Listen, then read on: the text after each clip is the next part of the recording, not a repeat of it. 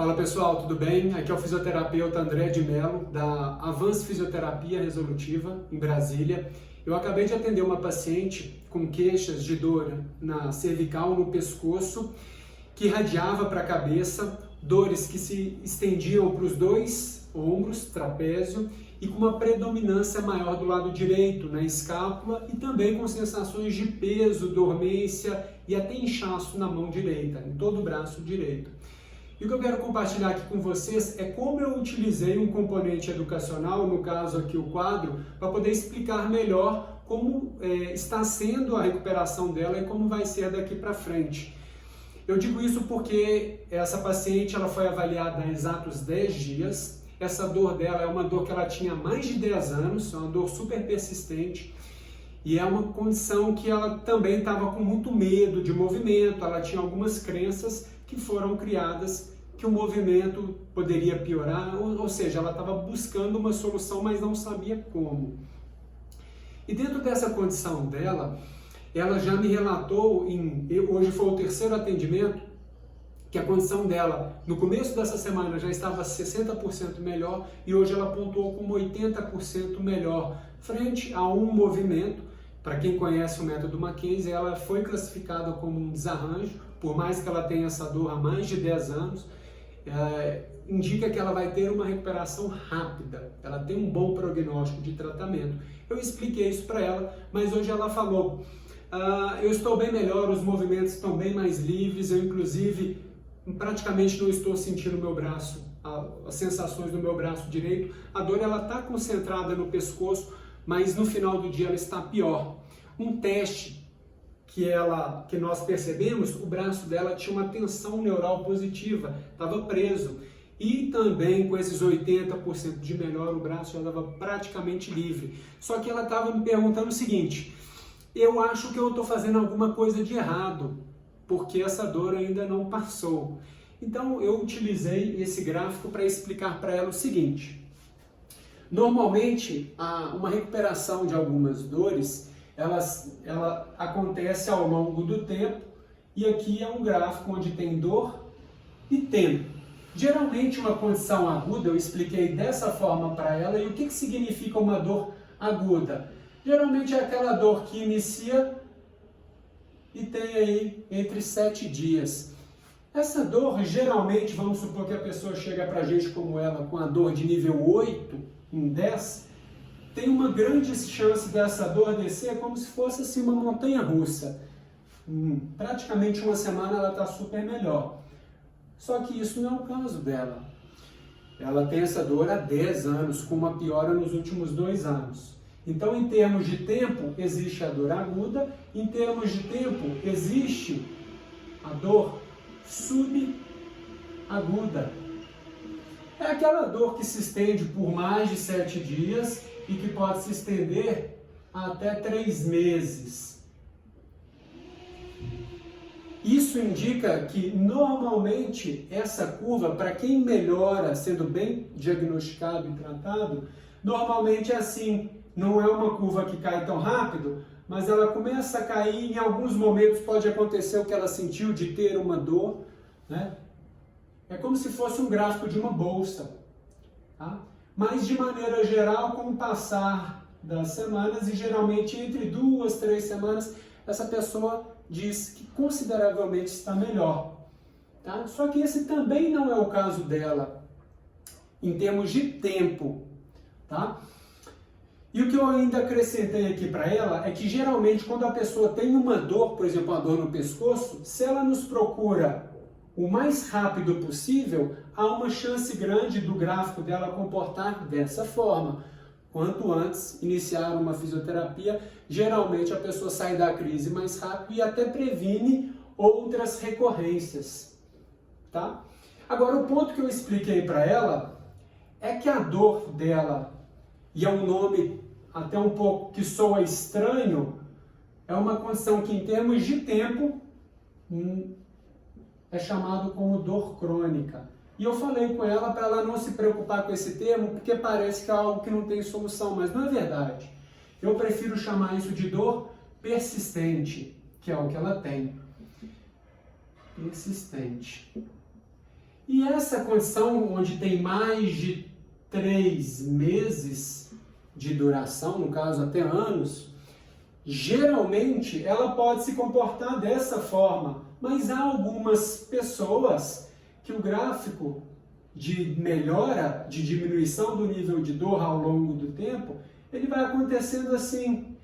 As pessoas muitas vezes acham que a curva ela é linear, ela acontece, a dor sumiu e não volta mais. E ela estava com essa dúvida. Então esse gráfico esclareceu bastante para dizer que uma dor crônica ela vai diminuindo ao longo do tempo, e isso com tratamentos que envolvem terapias de movimento, como ela está fazendo. Ela está fazendo um exercício ativamente na própria casa dela e o gráfico está diminuindo, ela está cada vez melhor.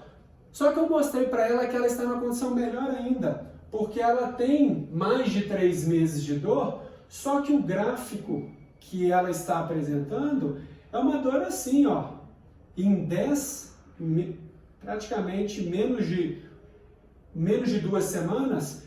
O que aconteceu é que ela está diminuindo a dor, todas as referências de perdas de movimento estão totalmente livres, a tensão do nervo dela, tensão neural já está totalmente livre, então ela tem várias referências que ela está seguindo no caminho certo. E para nossa grande surpresa, ela está se recuperando de forma acelerada, como se fosse uma condição subaguda. Quando ela escutou isso, ela ficou muito aliviada, muito aliviada. Ela, que bom, porque eu achava que eu estava fazendo alguma coisa de errado. Só que esse comportamento dela também me levou a fazer uma segunda explicação. E eu disse para ela, o que faz geralmente uma pessoa que tem uma dor aqui, com menos de 3 meses, se tornar persistente? O que indica essa pessoa que tem uma dor e essa dor vai persistindo ao longo do tempo?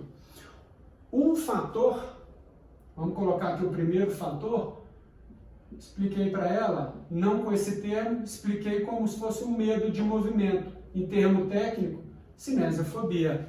É aquela pessoa que já escutou de alguns profissionais, fisioterapeutas, médicos, profissionais de educação física, que tal movimento não é indicado, que ela não pode fazer isso, ou se em determinado momento ela sentiu uma dor e ela associa aquela dor como algo que ela nunca mais vai poder fazer, ela começa a desenvolver um medo de movimento.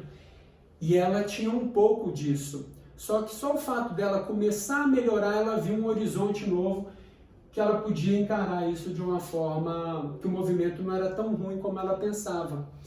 E geralmente, essas pessoas que apresentam cinesiofobia, elas têm uma baixa, olha só essa palavra que é uma palavra mágica, que pode definir se essa pessoa ela vai ter uma melhora assim, rápida, ou se ela vai demorar, ou talvez se ela não vai melhorar, que chama-se autoeficácia. Você já escutaram esse termo? Ela nunca tinha escutado. Quando eu falei isso para ela, significa ter confiança no próprio taco, ter confiança de que diante de uma dor, ela não precisa parar tudo. Com as poucas ferramentas que eu passei para ela lidar com o próprio problema, ela poderia ser capaz de fazer essa autoeficácia baixa, ou seja, ela não achava que ela era capaz de lidar com isso, se tornar autoeficácia, o termo em inglês self-efficacy. E quando ela percebe que ela consegue lidar com o próprio problema e o movimento é o que gera essa mudança, ela quebra isso daqui. E aí o gráfico diminui para valer, aí ela melhora. E eu expliquei, além disso, para ela, que não indica se ela um dia chegar e falar assim, passou a minha dor. Não indica que ela está blindada a ponto de não ter mais dor. Da mesma forma, a gente não pode falar que eu nunca mais vou ter uma dor de cabeça. A gente tem, mas a gente não fica desesperado porque a gente sabe que isso tende a passar. Então, nesse caminho, se um dia a dor dela acontecer, ela sabe que ela tem um movimento para poder lidar com isso e fazer essa curva voltar para o estágio de conforto, de estabilidade, tá bom? Outra condição que eu citei para ela é que, para ela se manter bem, pessoas que geralmente não recuperam, elas estão muito ligadas só a tratamentos passivos, ou seja, ser só tratada, fazer tração, terapias só manuais.